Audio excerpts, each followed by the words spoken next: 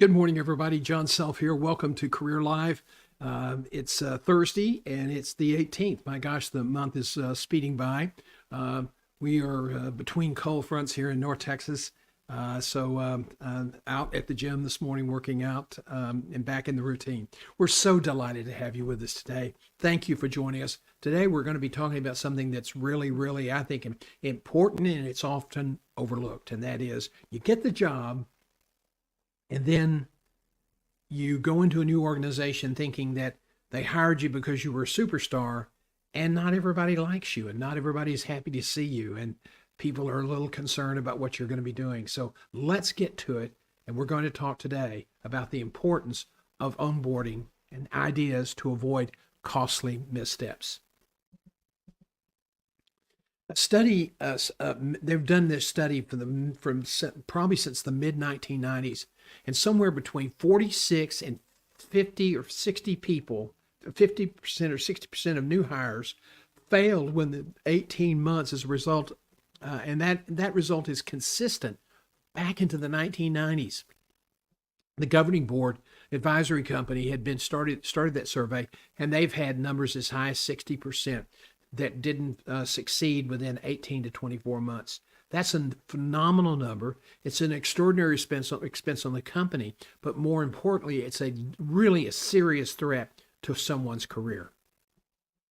Now,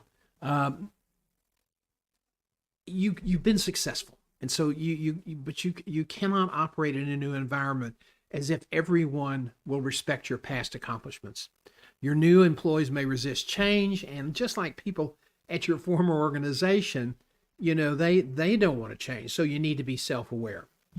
One of the biggest problems is that most recruiting is transactional. It's really not based on, we want to get somebody that's going to be really transformational for the organization. Now, yeah, they say that, but in the end, it's all about time to hire, cost to hire, and getting candidates in place as quickly as possible that meet the selection criteria.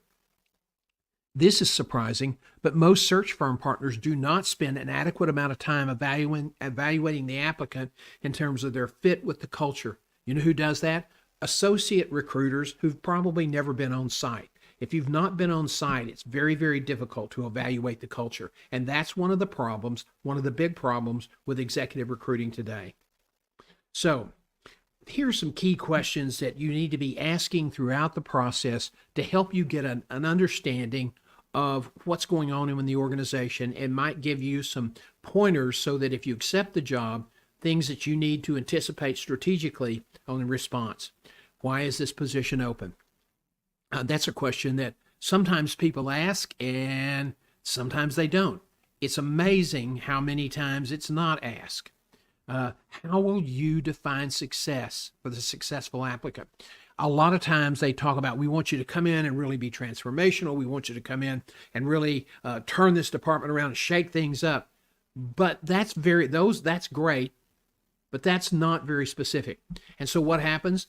They hire somebody, they praise him, you're great, we think you're one of the best people we've seen, we're really happy to have you, and the new person comes in with vim and vigor and an ego, that's been ignited, and he goes or she goes in and they want to shake things up and make changes, and now all the employees start complaining and running to board members or running to their direct reports within the organization if it's not the CEO role. And then suddenly everybody goes, well, wait a minute, we didn't want that kind of change.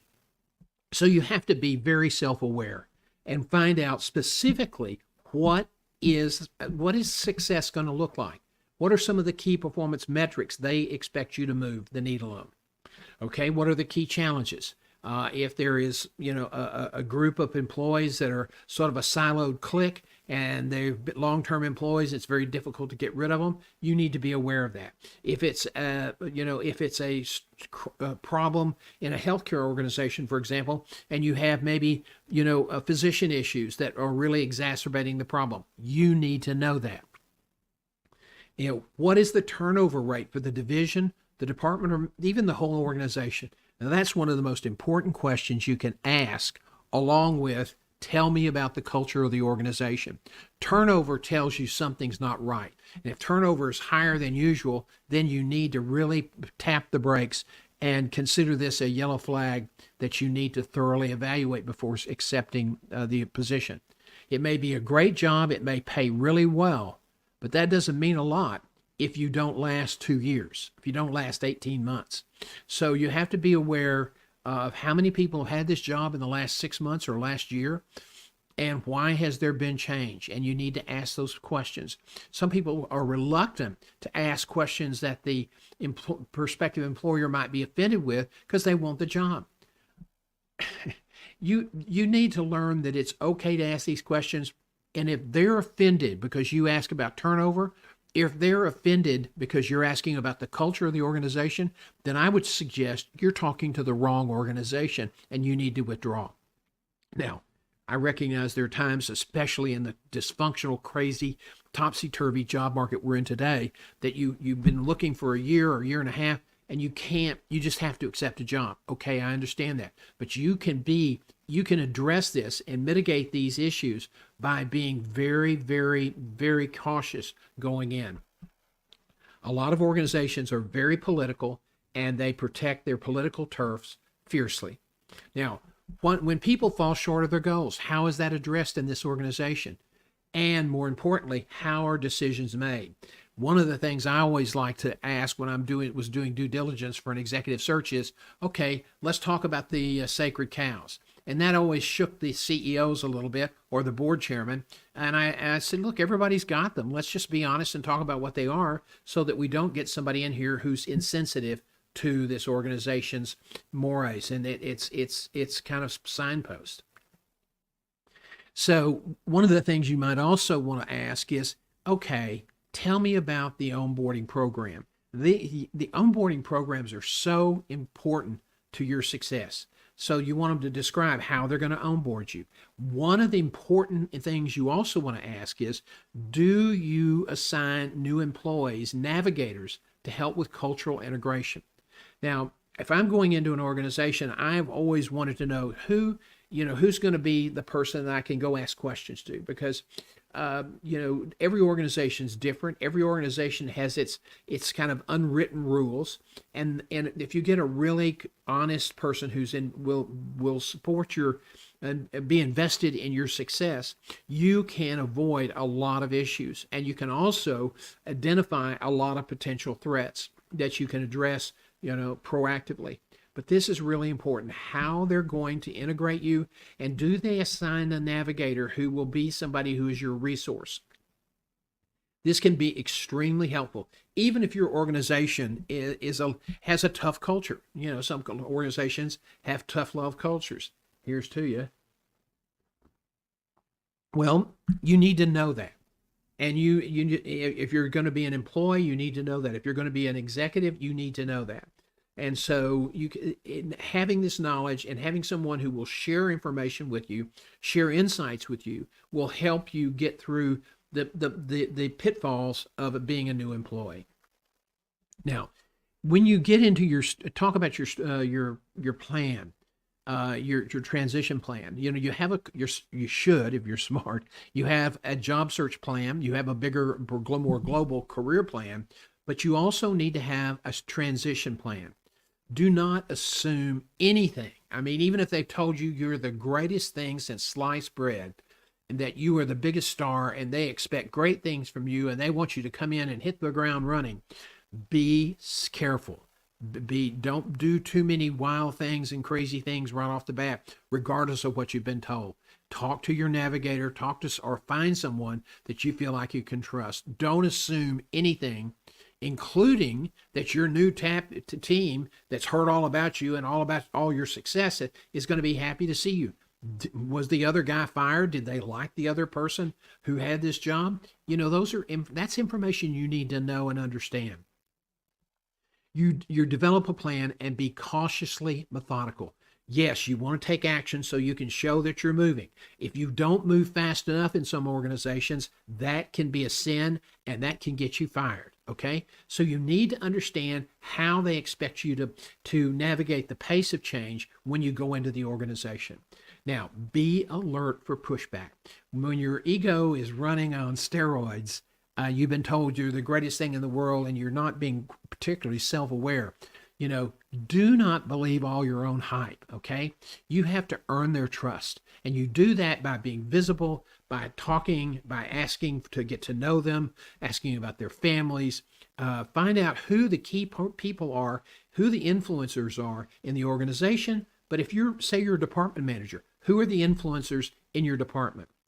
Who are the people who are sort of the defenders of the flame, the culture? And every organization has them.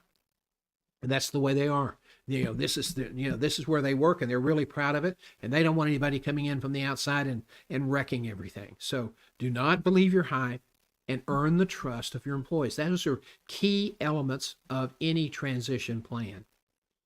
Okay? So here we are really in the crux of this. You need to identify people you can trust. Now, some of that may come from a navigator or people that you're talking to, but you're going to have to make some judgments as well. And we're going to find out, what kind of judgment you have. You need to develop a list of influencers. You need to assess which direct reports or others who will be potential supporters. And you need to identify those who are interested in protecting their turf. And you also, as you're learning about the organization, ask or look for or try to identify historical threats, problems that have been chronic and that continue to be around and are absolutely sort of inherent in the organization. So these are really important things for you to consider in your transition program. Now, when you do these things, you need to be very intentional. Write them down. Create, pyramids of the people that you can trust, the people that you're not sure about. You just need to know who they are. You don't need to treat them badly. You just need to treat them, with respect, but also a little bit of you just need to keep an eye open. Because there are people that will undermine new managers, particularly if the new manager has been brought in with much fanfare. So be aware of those things, okay? This is really, really helpful. I hope that if you have any questions, you can drop them in the chat. We're happy to answer them. This is a shorter program today. We're building out this curriculum on onboarding. But it's not something that every organization does. So you need to be very, very aware. If they don't offer a navigation program, if they don't offer an onboarding program, there's some really, really good books. There's a guy by the name of George Brandt who's really the father of onboarding, and you can look at some of his books, and he has one that's really the 90-day plan for a new executive, things that you can do and things that you can anticipate. And I would encourage you to look at those books. Let's talk about some other things we're working on. We will be continuing to promote our membership program. CareerLIVE will always be an open access stream. Office hours on Wednesday afternoons will no longer be an open stream. It will be for members only. And then every month we have something called Lunch and Learn. That will be a members only event. Self-Perspective will be an open event. And so if you like some of the content we're producing, you check it out on YouTube, or it's probably the best place since that is a search engine, and it retains the work that we put up. Whereas LinkedIn, it fades away pretty quickly. Of course, the new newsletter that we've been working on for some time and trying to work out how we're going to distribute it will be a members only newsletter. And it's will be available in the members page and on Substack. So we hope that you'll check that out. If you have any questions, just drop them in the box, the chat box. It's early today, and I'll be happy to answer them. We are contemplating going back and doing some of our our TikTok and other live question and answer sessions. And so that we're working on what venues we're going to use. We're also going to be updating our Facebook page, and that will become a members only page as well, because that's where we will have a lot of our meetup programs as our membership program grows. So nothing new really to report in terms of content other than the live lectures we've been doing on a weekly basis. And I think we've had some good information. There's one up on career planning. Today's shorter version of CareerLIVE will be up. Yesterday we had a great session, really on dealing with career issues. So we encourage you to check out our plan on our videos on YouTube. And let's see if there's anything else we have to do. I think we've covered all the curriculum I wanted to talk about today. This is a shorter version, so